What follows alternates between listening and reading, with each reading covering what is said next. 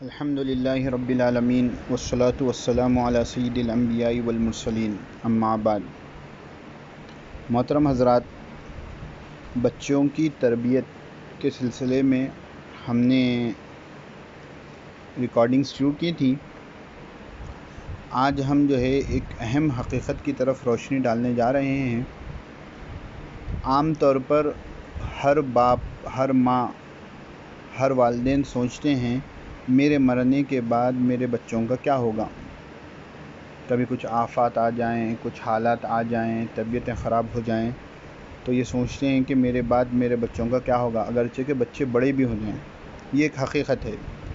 لوگ اس سوال پر غور بھی کرتے ہیں اور جو کچھ بن پڑتا ہے اپنی زندگی میں اپنے بچوں کے لیے کرنے کے لیے کوشش کرتے ہیں۔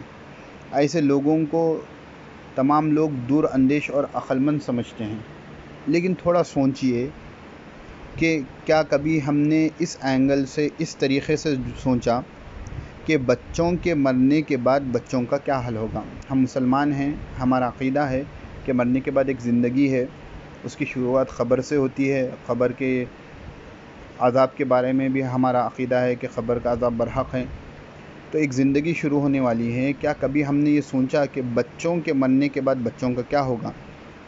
اس سوال پر کم ہی لوگ غور کرتے ہیں، حالانکہ اصل سوال یہی ہے ہر مسلمان کے لیے۔ تو اس لیے ہمارے بچے نیک و صالح نہ بن سکے تو چاہے وہ دنیا میں کچھ ہی کیوں نہ بن جائیں، معاملہ نقصان ہی کا رہا۔ ڈاکٹر بن گیا بچہ، انجینئر بن گیا، کچھ بھی بن جائے، لیکن اگر وہ نیک صالح نہیں بن سکا تو گھاٹے کا سودا ہے۔ دور اندیش اور عقل مند لوگ دنیا سے کہیں زیادہ آخرت کے بارے میں سوچتے ہیں۔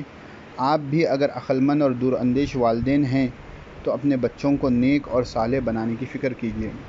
بالکل انہیں ڈاکٹر بنائیں، انجینئر بنائیں، سائنٹسٹ بنائیں، لیکن پہلے انہیں مسلمان بنائیں، نیک صالح بنائیں اور ان کے عقائد کو مضبوط کریں۔ اللہ تعالیٰ سے دعا ہے کہ اللہ تبارک تعالیٰ ہمیں ہمارے اور ہمارے اہل و عیال کے مرنے کے بعد کی زندگی کے بارے میں فکر کرنے کی توفیق نصیب فرمائے۔